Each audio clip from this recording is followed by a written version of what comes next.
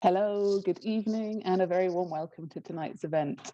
Thank you for bearing with us with our small technical hitch at the start, and it's great to have so many of you joining us tonight. My name is Rosa, and I'm Assistant Curator of Exhibitions and Public Programs at Spike Island, and it's really great to be introducing this event, which is programmed on the occasion of Adam Khalil, Bayley Sweitzer, and Ober's film Nosferasta, which is currently on show at Spike Island. For those who haven't had the chance to visit us and watch Nosferasta yet, we will start tonight with a screening of the trailer to welcome you into the Nosferasta world. Then the conversation will start. We'll take a 5-minute break at around 7 p.m. and then rejoin with a very special guest. We'll talk for some more and then we'll end at about 7:40 UK time, that is.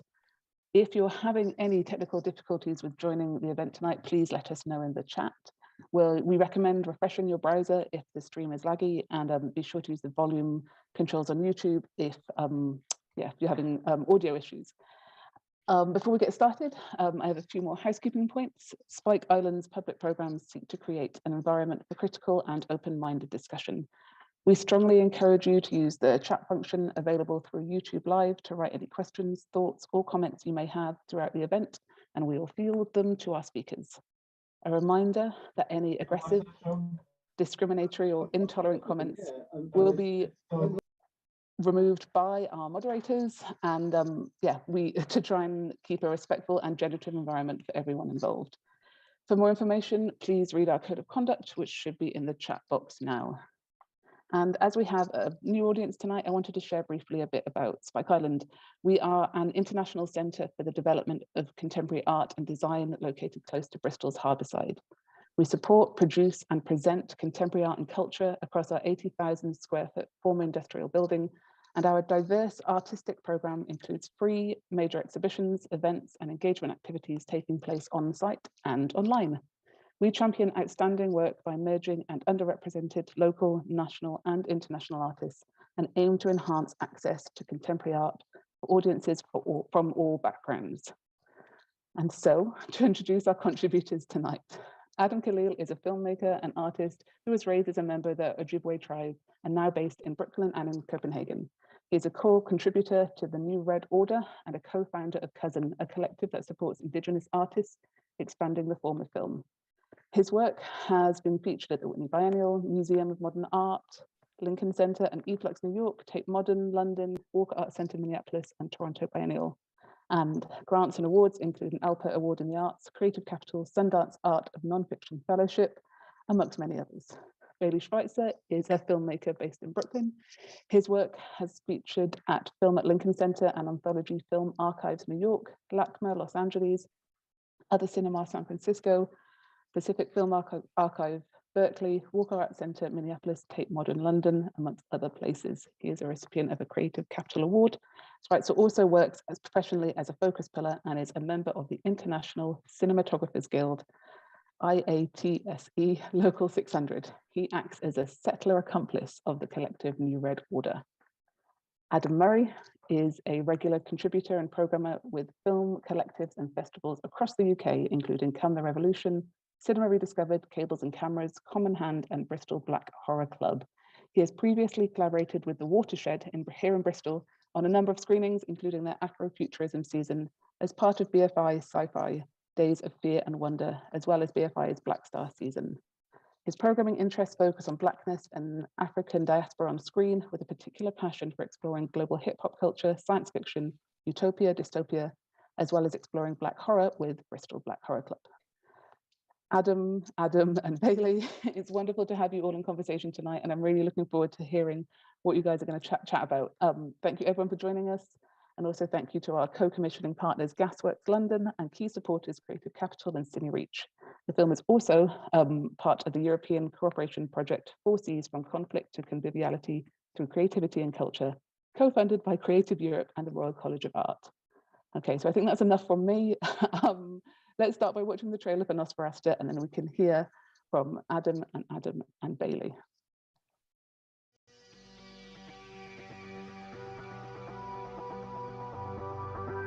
Note to self. If you're remembering this, it means you've discovered something in your time that I have not found now in my time. Something, some way to finally free yourself and begin our third life.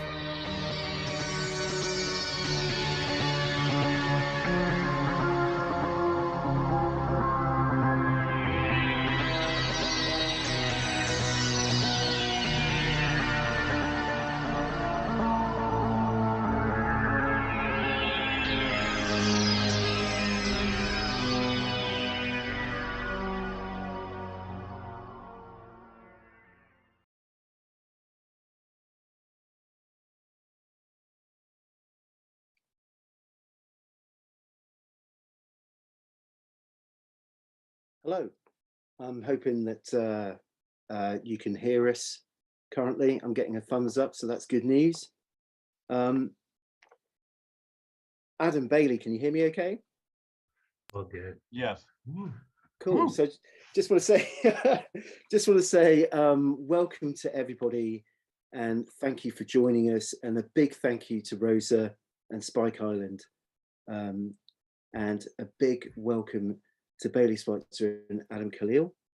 And we're about to kind of jump into a conversation about the exhibition, film, and Nosferasta project.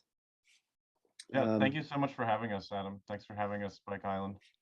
It's super cool to be here. So I'm fully aware of time, and I'm kind of like, I'm kind of overwhelmed and excited because number one, I've really enjoyed the exhibition and film, and it's very rare to be able to talk to two individuals who, you know, I also happen to be a fan of your work, so it's like, it's a big deal for me.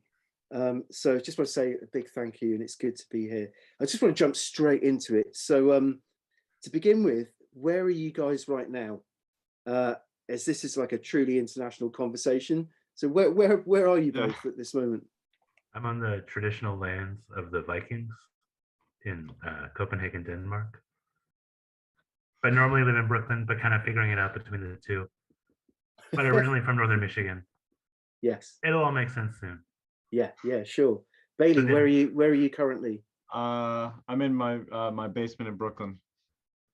Cool. New York, yes? Yeah, Brooklyn, New York, yeah. So and I'm in a shed in Swindon, which really isn't glamorous at all, but you know, these are the kind of exciting international conversations that can take place in moments like this. So, you know, first up, just really quickly, I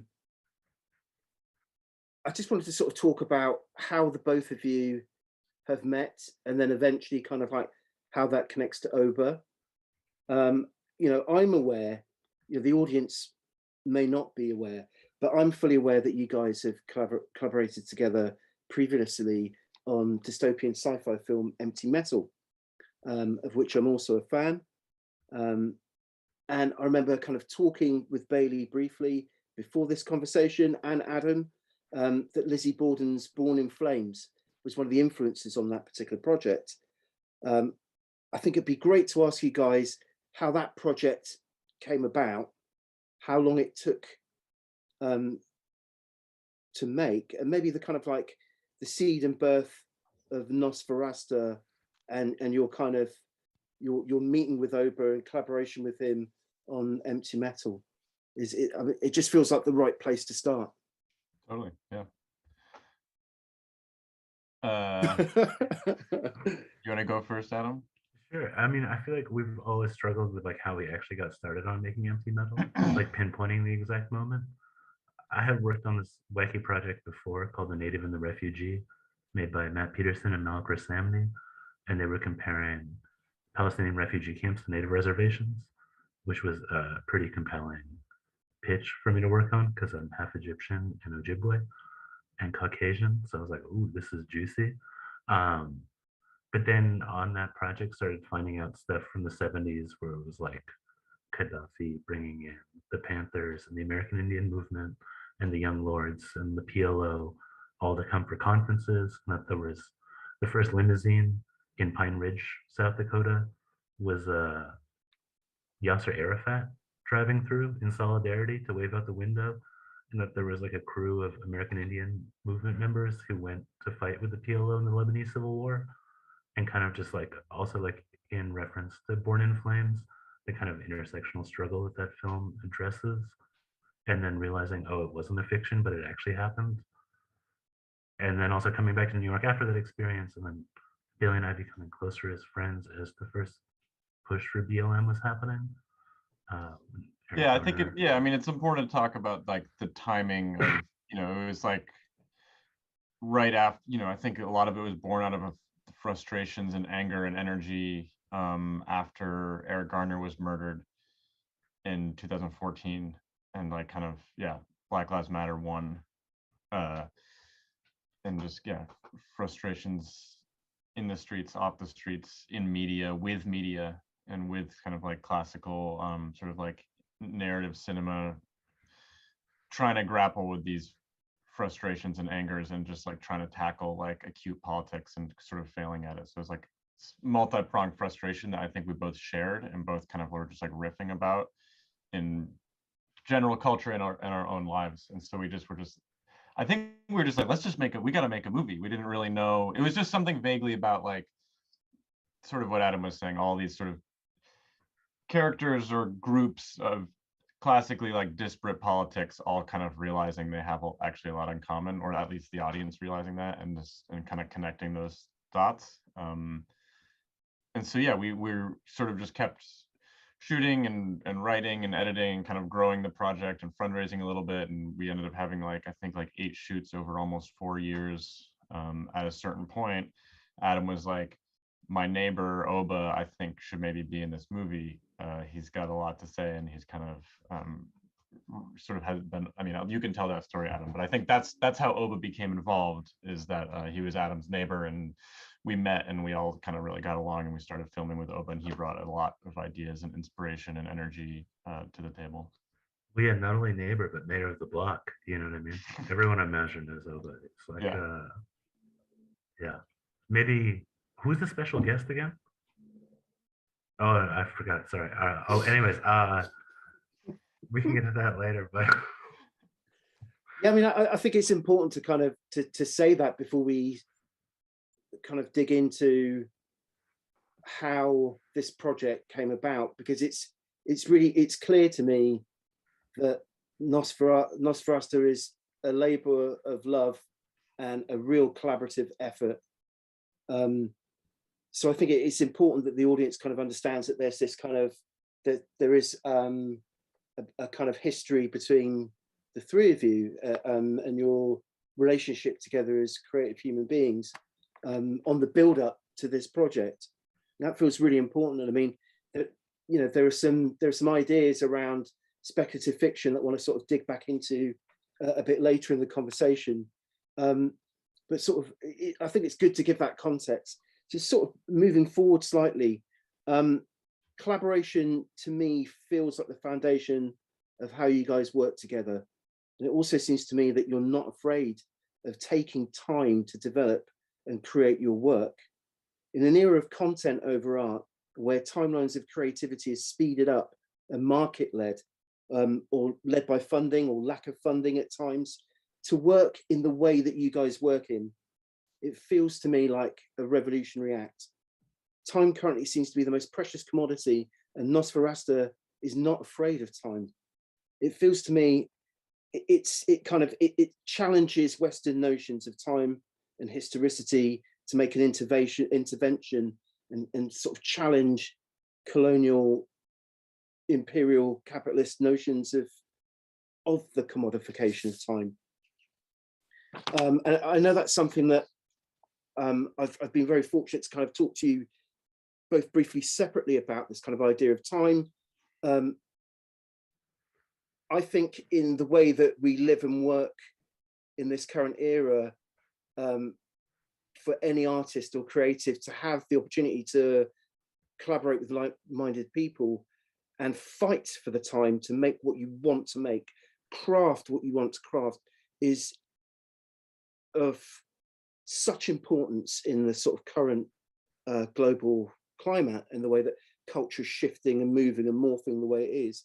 Have you guys got any thoughts on that? And I was also going to ask Adam in a kind of in a completely kind of respectful way, how that, if there's any relation to kind of your indigenous culture and perspective around kind of time and its importance in a kind of non-linear sense. Yeah, maybe I can bridge the last question, which I kind of botched in terms of answering. But anyways, Oba became like a main actor in Empty Metal, playing the role of King Alpha, with Queen Omega as Alex Esco, who's also half of the original conception of the story of Nosferasta. But while we were filming Empty Metal, Oba was like, yo, can we be done with this thing so we can get to the real movie, which is Nosferasta? Which he was like, it's my life story. It's the most important thing. If you don't make it, I'll kill you both. Or actually, I think he only threatened my life, but I think now it's extended to both. Well, who knows? We'll figure that out. But something that was really Where we go one, we go all. Actually, that's a good segue too, because I think the other thing. Yeah, can we talk about QAnon for a little No, bit? No. Please, I was going to say something about Empty Metal that I think has to do with like a lot of liberation thinking that is an interesting and complicated point is like when the left and the right meet from anti-authoritarianism and like how slippery of a slope that is, or like how also in this super wacky time that we're currently in, that there's just like strange connections in terms of intersectionality.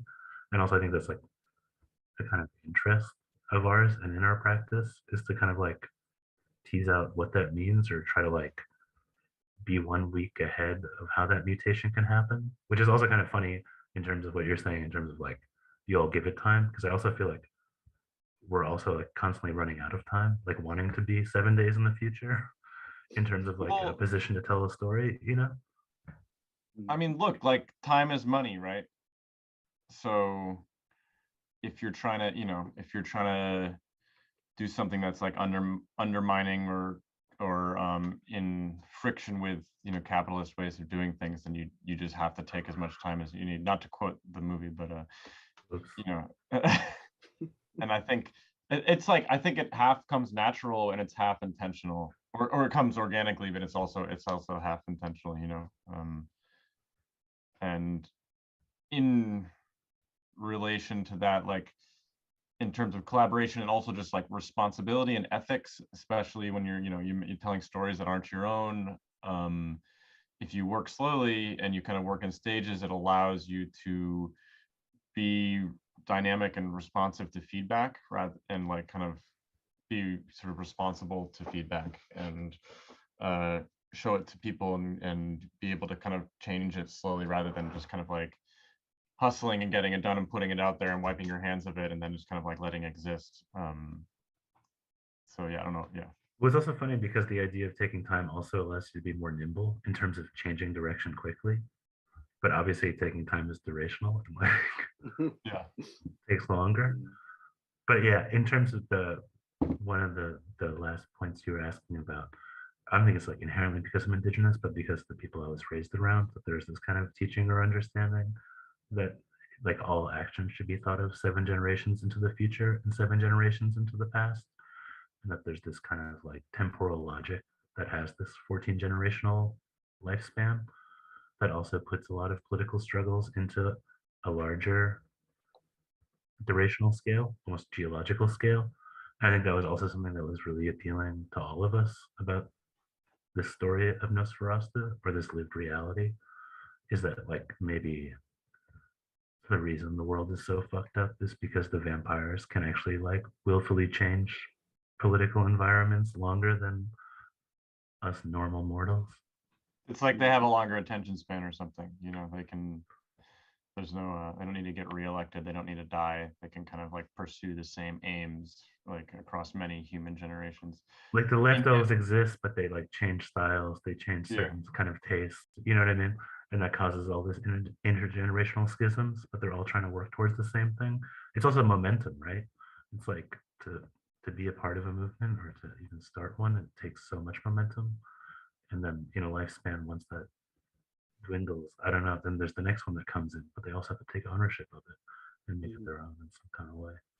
I mean, I was thinking of a direct quote from Columbus from the film, which is, what separates us from them?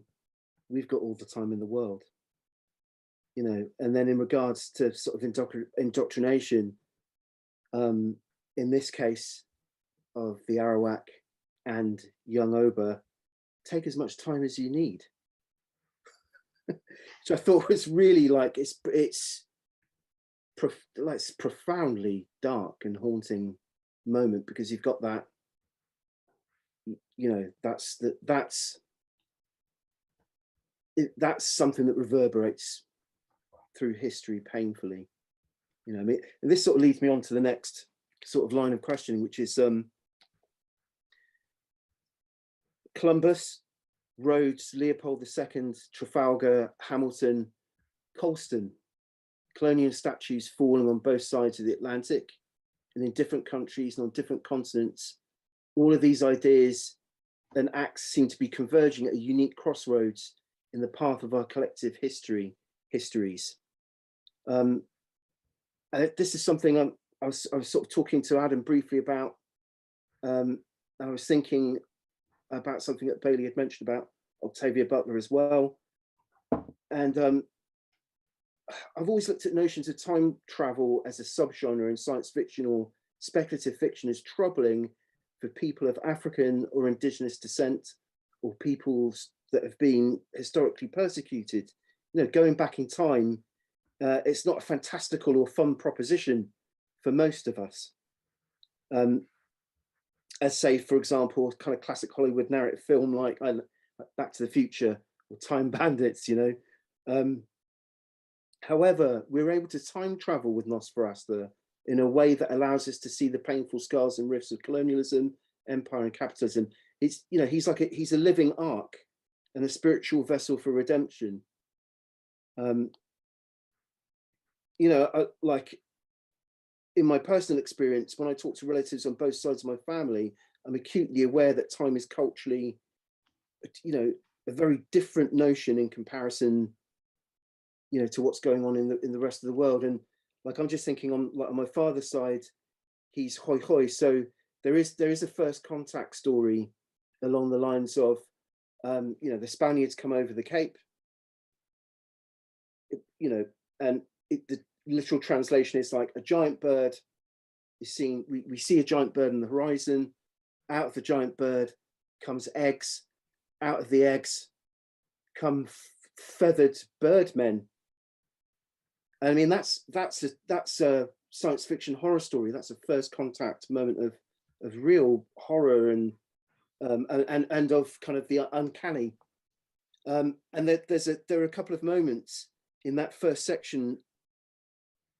No, actually, just sort of on contact with the Arawak, and you know, young Oba, you know, they're playing on the beach, and there's just a couple of moments there where you're able to kind of play with sort of really traditional horror tropes and then kind of bust it wide open. So I don't know, I was just thinking around that thing of like, how do we bridge the gaps, and taking documentary film form and then kind of the tropes of horror and then flipping them. It allows for a completely different way of looking at history. Yeah. There's a lot in there.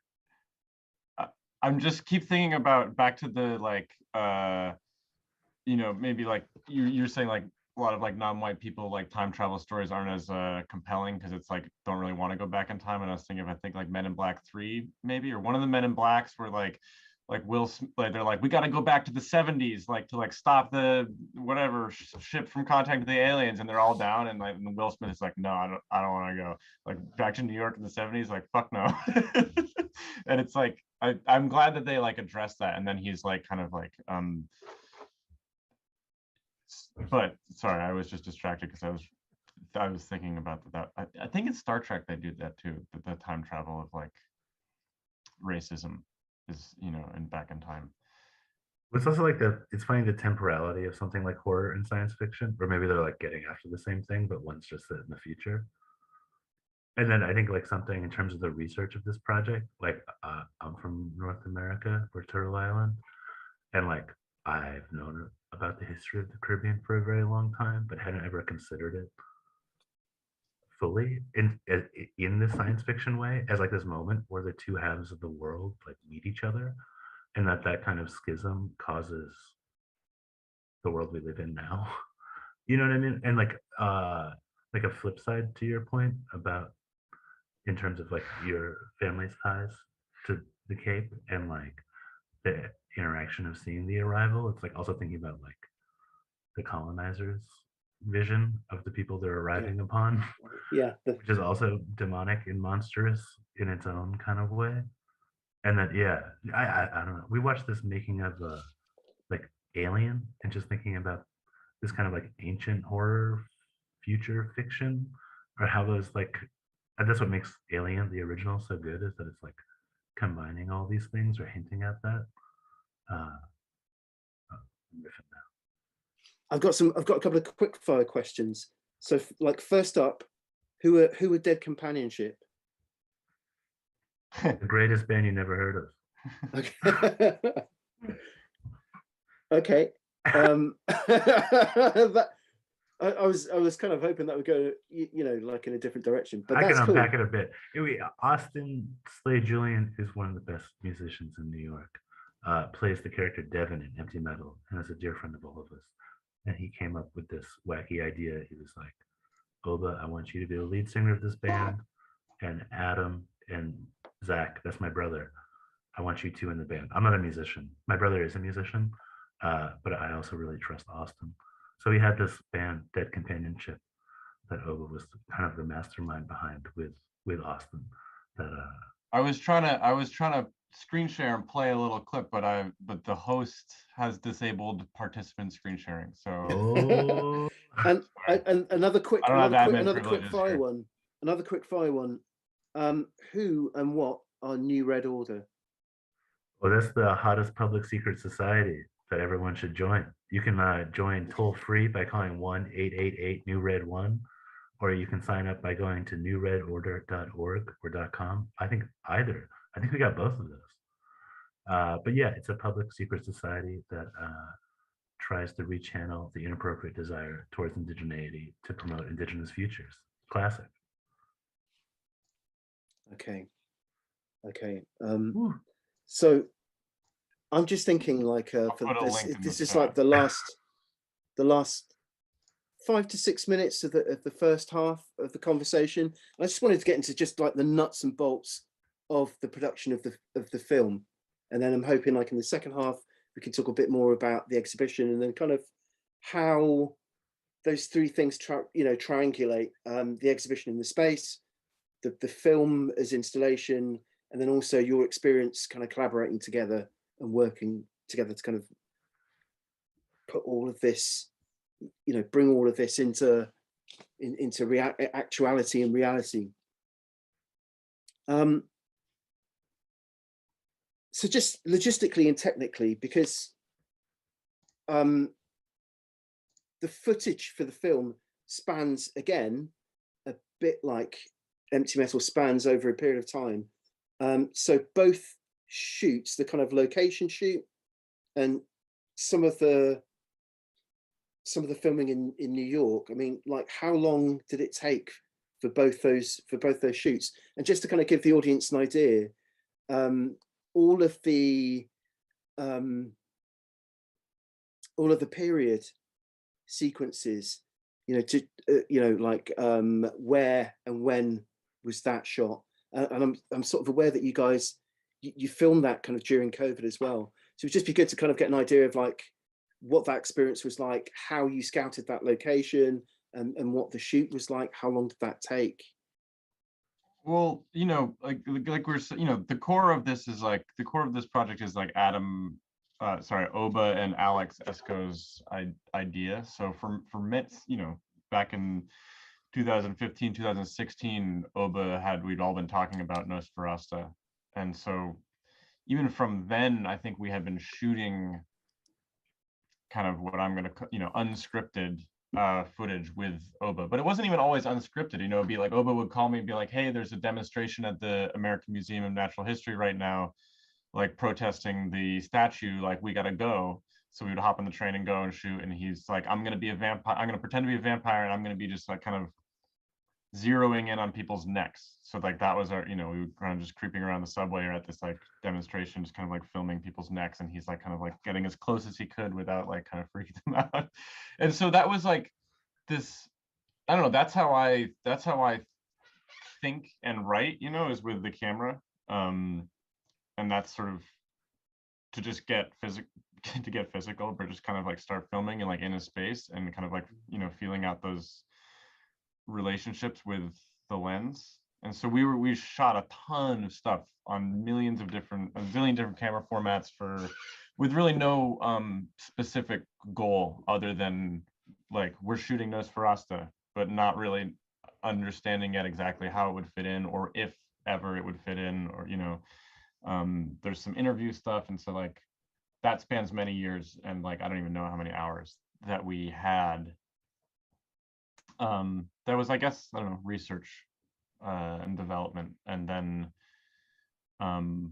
the commission from Gasworks and Spike Island, we were like, let's do a scripted shoot of this kind of period, the bite, the origins, which is, Oba said like Columbus's third voyage, 1498, Trinidad, Columbus bites me, I become a vampire with him. And so that's kind of what we were trying to focus on. And that was a whole, that was a whole, could talk for an hour about that shoot. I don't know. It was difficult. It was really, really difficult. What was the time span? How long were you guys? It was Puerto Rico, right? Yeah, that's the whole, yeah. So we chose to shoot in Puerto Rico because, as the movie kind of illuminates a little bit, Oba's U.S. citizenship stuff is a little shaky right now, and we wanted him to be able to come with us. So we were like looking for places that were technically within the boundaries of the United States. So like Florida or kind of Puerto Rico were sort of the options. That didn't end up panning out. He wasn't there with us. Probably would have been a lot better if he was.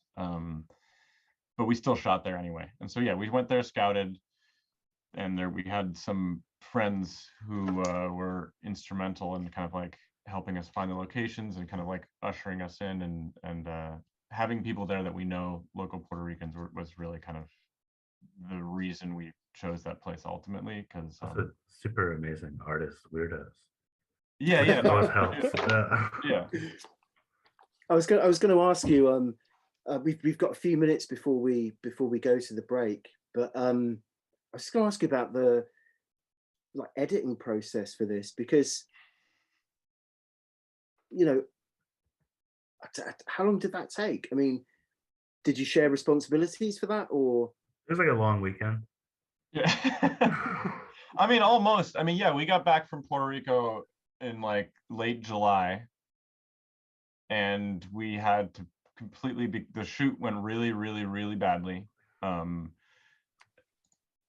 didn't get, I'm not even gonna say people were hurt, I was gonna say I'm glad no one was hurt, but people were hurt. We had crew member injuries. It was really? Yeah, it was a really fucked up shoot. There's many problems that, oh man, which also like wasn't any of the fault of like the producing people. It was just like literally like the worst.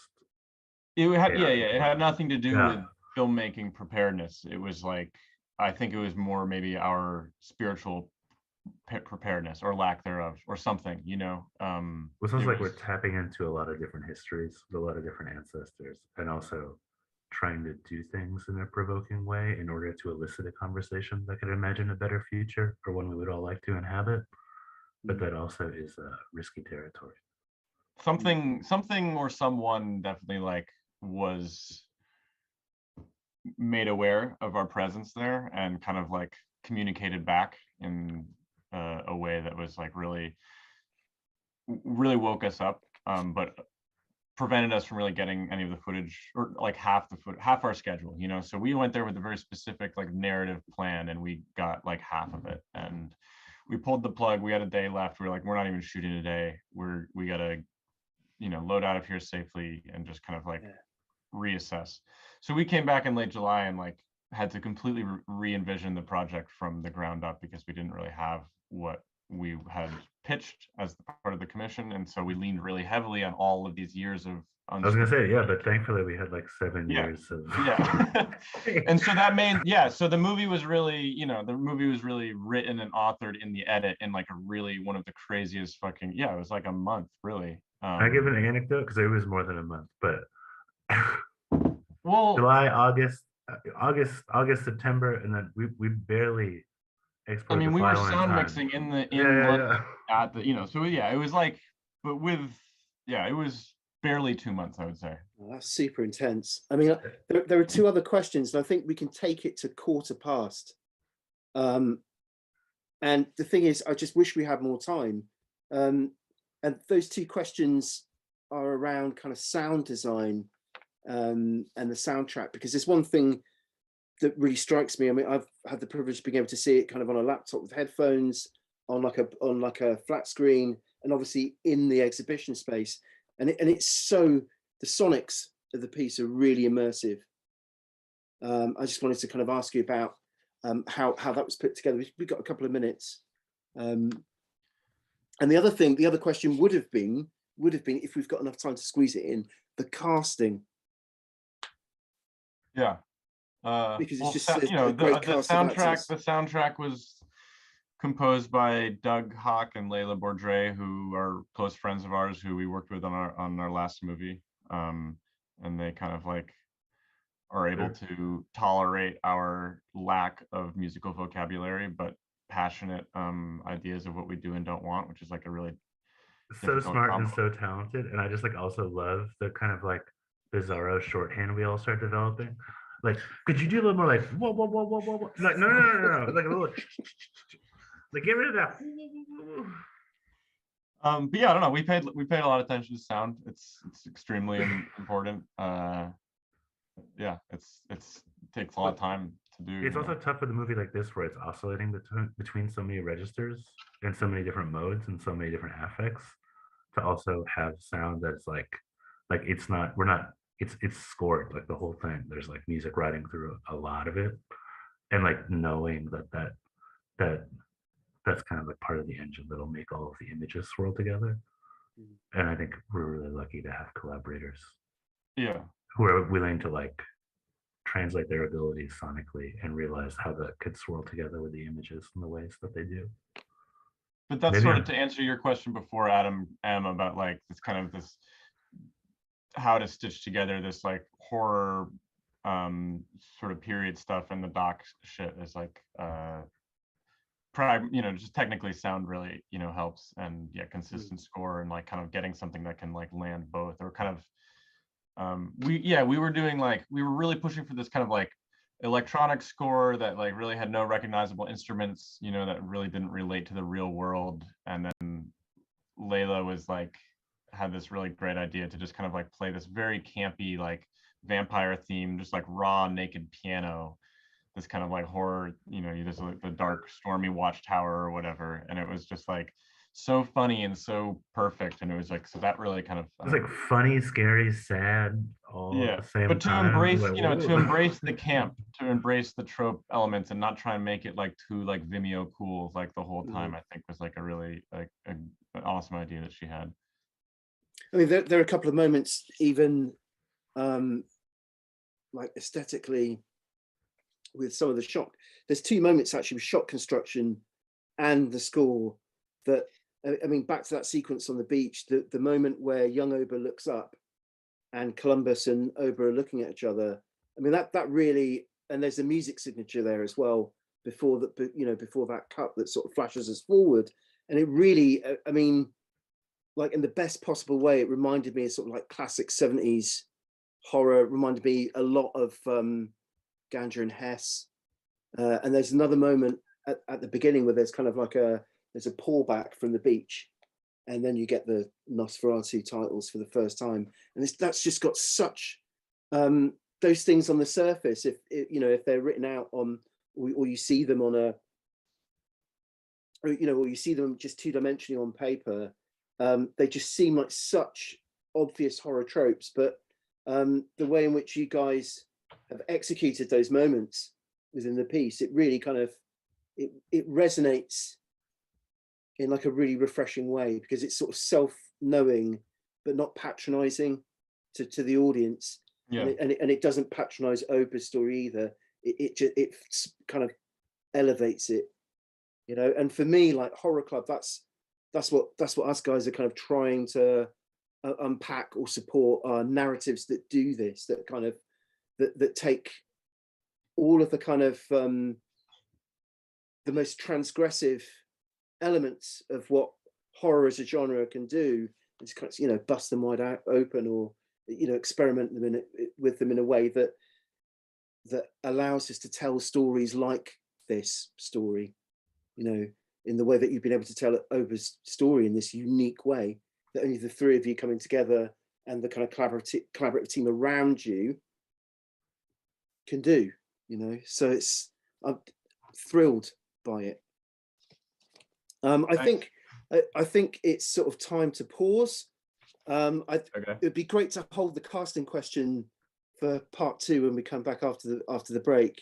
But I mean, I can't believe it, because I've managed to kind of ask you all the questions I really wanted to ask you in that amount of time, and you guys have been so generous, So I think it's time to kind of hand over to Rosa, and we'll meet back after the break, or I think we're just going to go straight to the break. Straight to the break.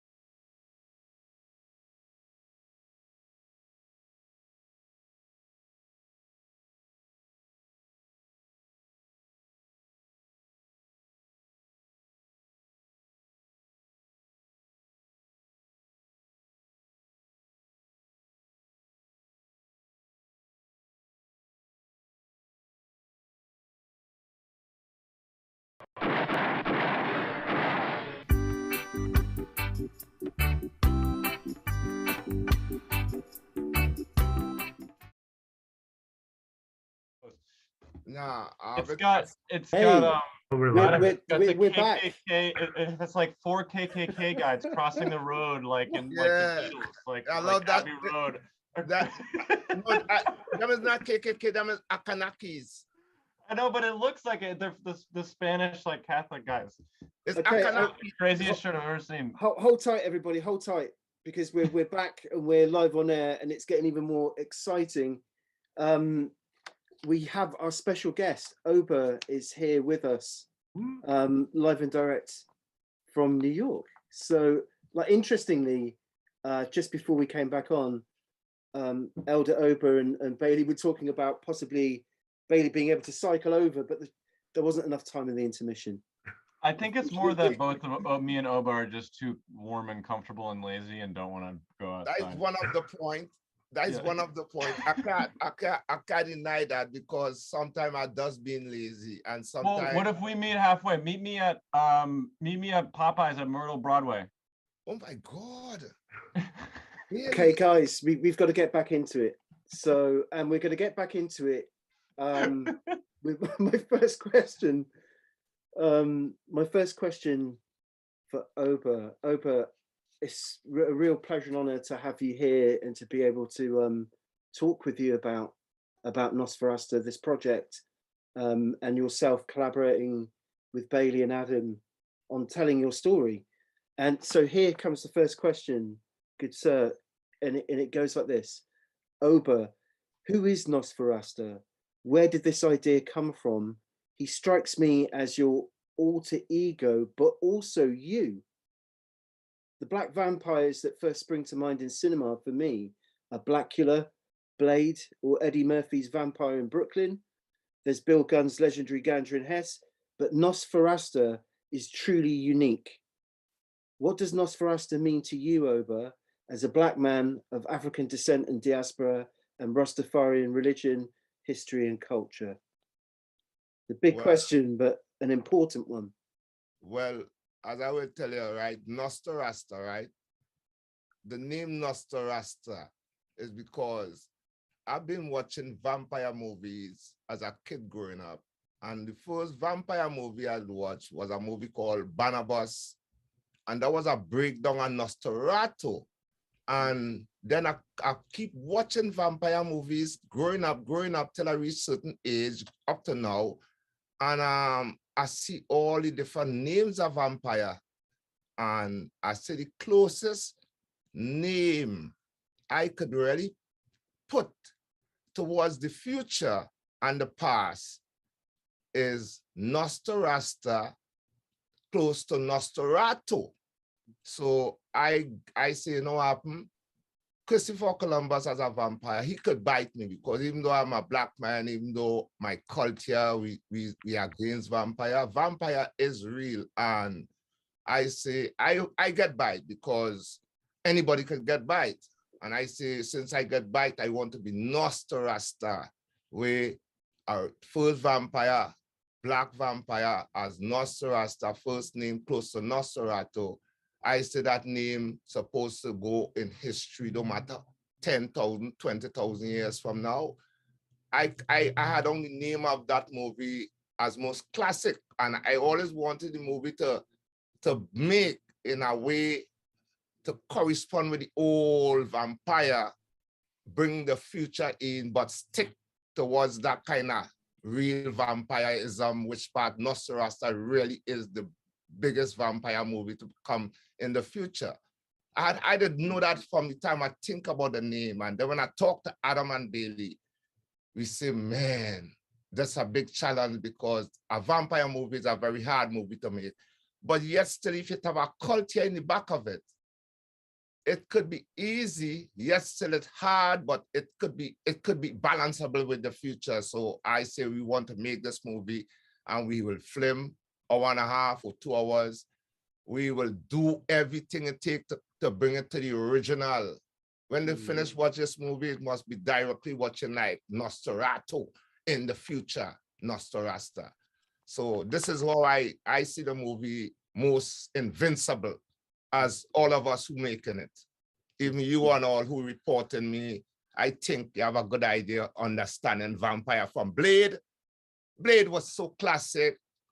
Even Eddie Murphy, all the Dracula, all these movies was classic, but the best classic out of them, I choose, since I watching after Nosferasta, I choose Interview of the Vampire because it has so much classic in it and it has so much life, everybody individual life, even designers. I watch the beauty of it, and I give that #1 after Nosferatu. But Nosferatu, I think we could reach that level close to Interview of the Vampire because we have to bring the women and them in. We have to bring in the women. If we don't bring in the women, we cannot make a good vampire movie. And we have to bring in these women who don't be shy and just do the right thing. Oba, what's it been like working with Adam and Bayley on this film, on your story? Because I was talking to the guys about when you were working with them on Empty Metal.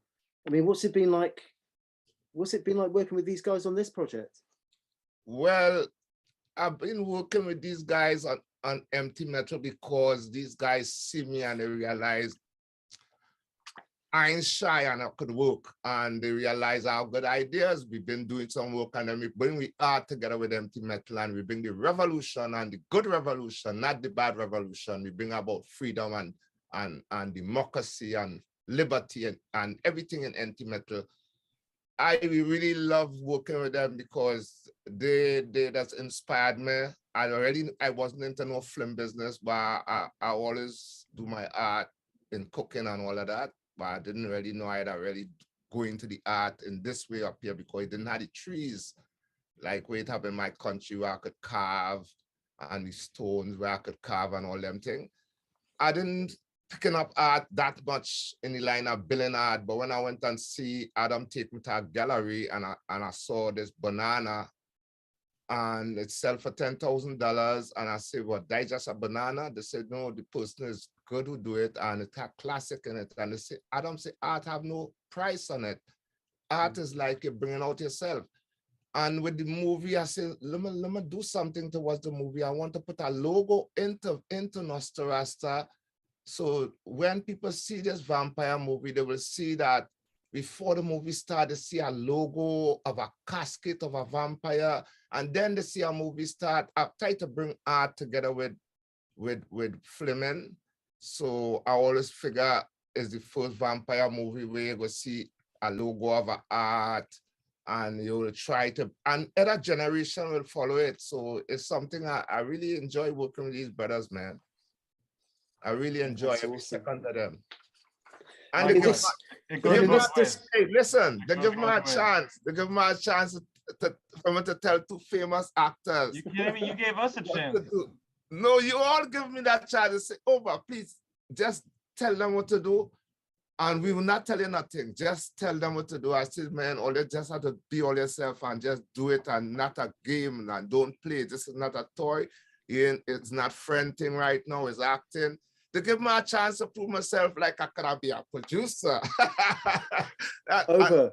I wanted to ask you something. I wanted to ask you two things, really. One, about your T-shirts. And then I wanted to ask you about the sculpture that's part of the exhibition. And maybe we could talk about the sculpture that's behind you as well. Yeah. When you're lucky to get a first peek of it. It's amazing. It didn't even reach, it didn't go outside. It's still inside my little bedroom. I built this thing. Right there where it is there, I built it. And you will get a peek of this and you will get a future of this because this ain't even finished yet and it's ready to activate. It ain't even finished and it's ready to activate. Imagine this and the demon is in London. Imagine those two things together in London. And I'm going to work on Queen Isis and Nefertiti. That is my next job. Starting it next 2 weeks. Did you use the Amsterdam 123 glitter? Yeah, I got you. I use it. It's most massive. You're gonna see some pictures of it, the works of it. Cool. It's very important. It's so expensive. I had to use it on the women and them because I picked up he deserved to use that much white, but the woman and them had to use that on Isis and Queen Nefertiti. Just to But interject for a second, just because Adam Murray's question about the t-shirts is pretty juicy, because I know a little bit.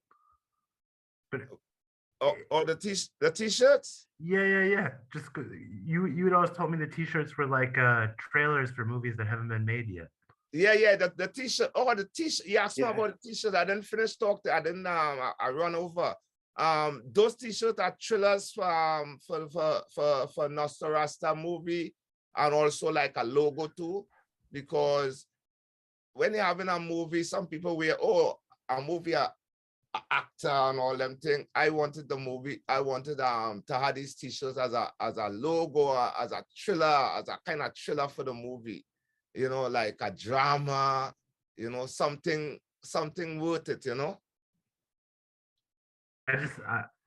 You blew my mind when you were like, you got to come over and see these shirts I've been making. Like, we got to make Nosferasta. Stop clowning around right now. You were like, dude, look, the shirts are made. We got to make the movie next. Oh yeah, I make the shirts before the movie. Like I make years those before. I make the shirt way before the movie, and I said Bailey and Adam, this is the shirt for the movie, and we're gonna everybody get one. And then I said, nah, I didn't like how I make the first set. I used spray paint and I didn't like the toxic. So I say, you know what, I had to find a way how to make this t-shirt natural without no machine. And I had to use fabric water paint. We don't run. I say, I find the paint. And then I say, oh yes, I got the t-shirt for the movies now. So we got new t-shirts and everybody get one. But the old one, people keeps liking that still. But the t-shirts and them really is a logo for them. And anytime more t-shirts will come, because I want to build some more t-shirts now with Nosferasta in a different style once I get the copy and the printout from Adam and Bailey. We could print out our own t-shirt and we could make dozens of t-shirts in more modern style, the old one is okay, but more modern style, more different style, and Nosferasta, know to how Nosferasta come first. And we got a break in the outside world. I think we could make more t-shirts in different ways and style, and I think we could go far. But I just have to have a little studio. If I get a studio, I can't do no work, because I start to paint up the whole house. I start just now. If I have nothing to do, I go out to glue someone on my TV. I had to glue the TV or something. Oprah, I was going to quickly ask you about how you source the material for your sculptures. What? How do you source the material that goes into your sculptures? I buy the material. All the material is buy, because I buy everything. I buy the cardboard, I buy the glue, I buy the glitters, I buy everything. I only find, sometimes I find something, but when I find that thing, it had to be something special where I find a cardboard that was big and thick. I say, wow, this cardboard is like a tree bark, it's full. And I say I could carve it, I could do something with it, I could put it into life again, because the cardboard is the trees, and the trees keep getting cut down. Then people hardly running out of art right now, because it has so many painters, and painting is everybody doing it, but everybody don't do what I just do. I do in engraving, and that is a different type of art. Where it was old. Like my Japanese friend tell me, he said the only place he know do engraving is India, China, Japan, and Taiwan, and Tibet. These kind of places you will find people do engraving from stone and different things. But to do engraving with glue, it's very hard, and it's very expensive, you know. And it's very. I thought you told me the demon was an old refrigerator box. I find that demon, but I find the box. No, I didn't find the box itself. I find it's a refrigerator come in a pack with layers of cardboard in the box. And I take out the layers, and there was an inch thick. So I said, wow, I could work with that. And I decided to really make the demon full from fine things. I make the demon off of fine things a lot. But this one, I didn't find things. I ordered cardboard where I could work with real nice, because I wanted to push my art into a more jewelry style. So when you see the art itself, is an art with a name and a history, but it's a jewelry that a rich person could come and buy it directly. That's why I put out emphasis on doing this type of art, because it's worthwhile doing it. It always have people out there. I have a question that kind of links into what you're saying, Oba, but also works back out for the three of you, and it's around like Nosferasta as an exhibition, because I think going into the space, go into the gallery, seeing your work, which kind of embodies the kind of historicity of Nosferasta, of you and your journey, and then that accompanied with the film, and kind of I think what I'm trying to get at here is the kind of the physical embodiment. I know where you're getting at. Which comes through your sculptures. The filmic journey. I understand where you're coming from. I understand clearly, because it's kind of like the physical, the spiritual, everything, carnal, spiritually, and everything. And it's like having a gallery, right? And having filming movies, the right movies with history, and everything is like, everything is in a oneness.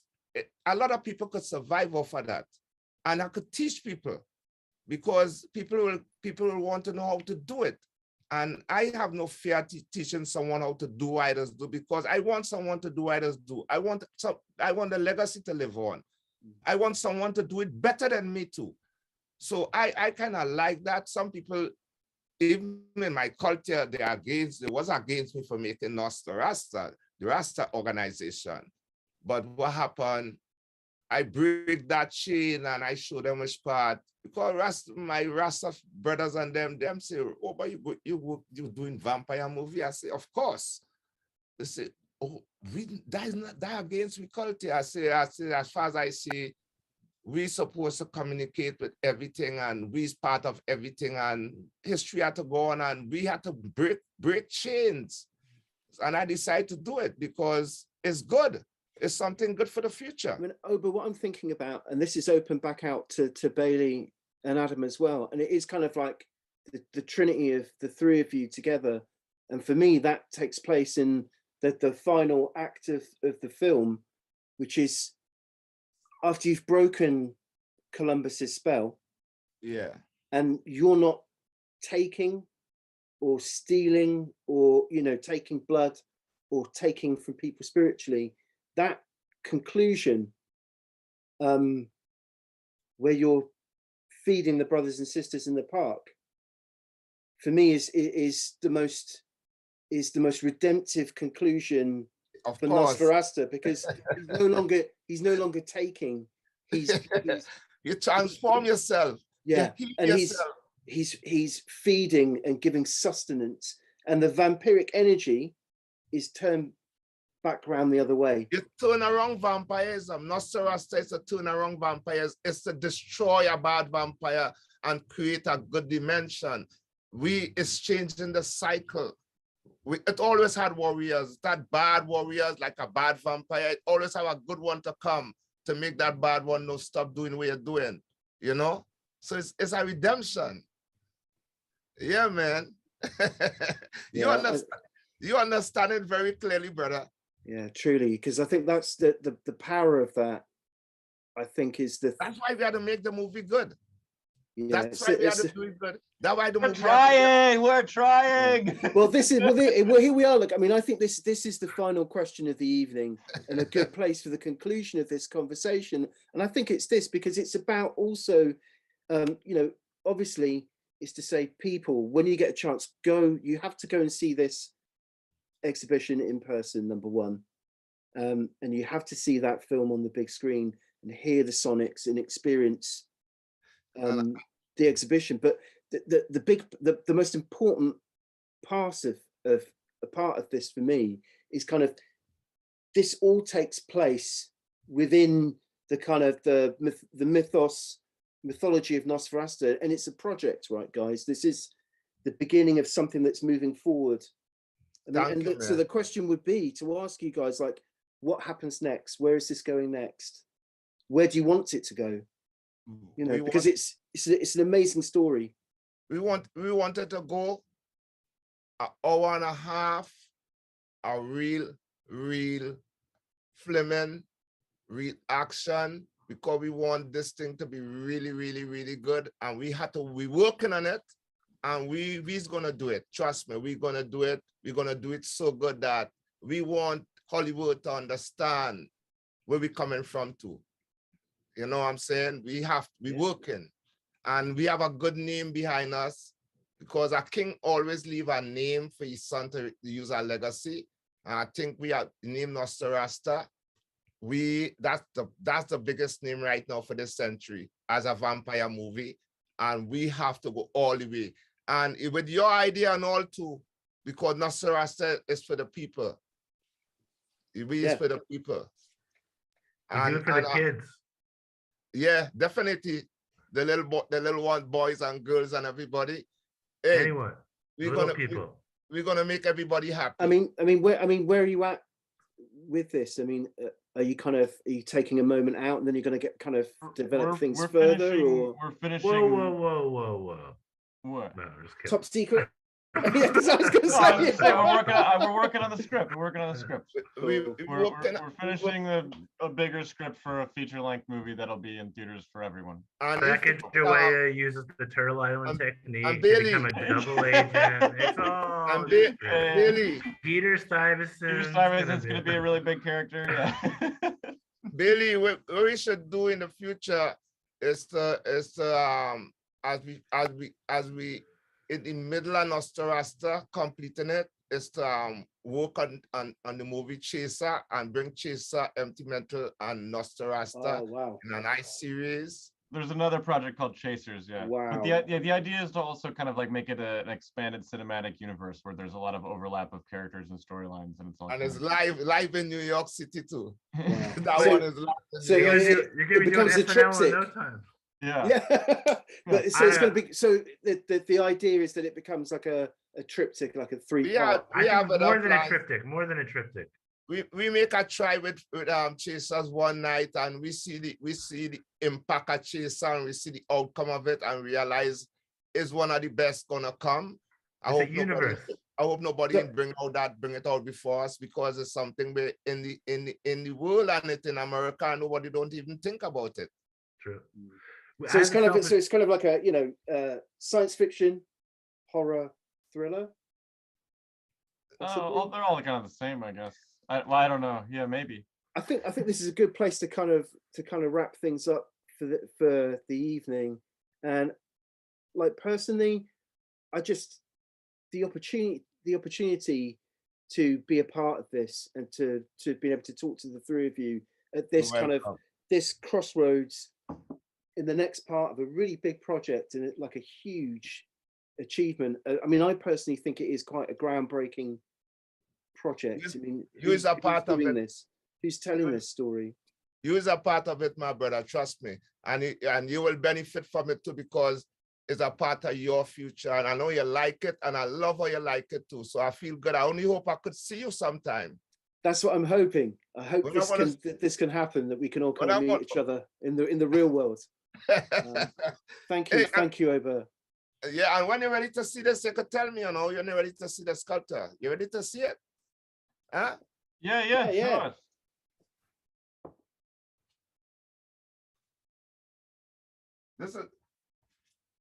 This is you see in the whole front here? Sam. Yeah. Wait, Oba, can I ask you a question? Yeah. Your idea of engraving. Usually when I think of engraving, it's removing material. But I feel like you're talking about engraving as adding material, which is very interesting.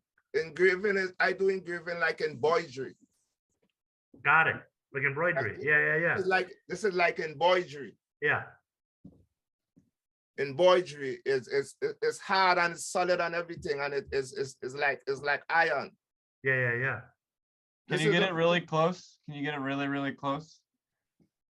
Yeah, get in there. Damn. And showing the foot. It's amazing. Let them see the foot of it. Like the white you give me, Bailey. Yeah, I know that shit that took a month to get there. All this is the white. Damn. The most amazing part about this is you look at the floor and there's no glitter at all on the floor. Because I'm cleaning. You see up here? Oh, whoa. You ready to That's see amazing. the back?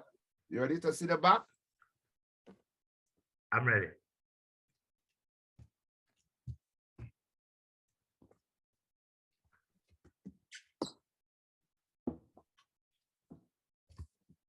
Ah, that's incredible. Oh, It's kind of like hieroglyphics, Egyptology in there. Yeah, yeah. This is Ah, these that's are- amazing. These are Akanakis, Hmm. aliens. Akanakis, alien, the higher gods. These is them, and everything, That's everything. incredible. And this is a Akanaki down here too. And this is one here. This is one here. And everything is in glue, wet glue, but it already dried. Let me show you the other side. big shouts to Sam Schild helping out on the camera right now. No, this is I mean, this is an exclusive moment. It's a Show him up very here. Sneak rare preview. glimpse. Sneak This is the peek. sun god. This is the sun god here. Okay, unfortunately, I've been told we're going to have to wrap on time. We all, What about all that? What about all what that about that? Yeah. This is kind What of about all that? What? This is What? amazing. Can you pin Oba's screen, Rosa, so it's full screen? Unfortunately not. Oh. It's good Oba, you being gotta told. say something. You Oba, say something loud. Well, this is the greatest. This is greatest King Top. Transform into the future. And this is a cellular phone. You got a cellular phone here. iPhone. Okay. Okay, we've got like 1 minute. One Got minute one to here wrap. too. Another iPhone. You got a pyramid here, and you got the sun god and the sun moon. And go down there now.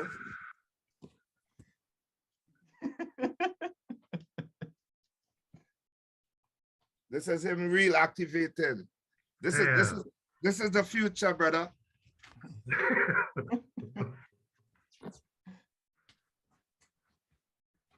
You all Okay. saw the future live and direct from Spike Island. Yeah. Yeah, yeah. Yeah. He Future, presented gone the future. That is the Oba, future. Oba, thank you for showing us the new Yeah, sculpture. It's incredible. At least you get a little peek, right? Yeah, absolutely. It's amazing. We're really lucky to be able to have that moment. But the time, unfortunately, as we were talking about earlier in the conversation, time was is against lucky. us. You So was yeah, lucky. we're lucky. You're lucky, brother. I love you so all that much. time. Because I Oba, love you, I'll make you get a peek at my future work. thank you, Adam. Thank you, Bailey. Thank you. I'm going to hand back over to Rosa to say goodbye. I just want to say, thank you so much for being generous with your time. It was nice talking to you all today. Yeah. Yeah, for real. can't thank you Thank you. enough, Adam, for real. Like, really amazing to be It's in so- dialogue like and a- conversation. Yeah. Honor and a pleasure. Honor and a pleasure. I'm gonna hand back over to Rosa. Thank you so much for being with us. Listen, this ain't finished yet, or no? This ain't finished. Yeah. This is finished next week. Neither is this Amazing. conversation, apparently. Or the movie. Yeah, or anything.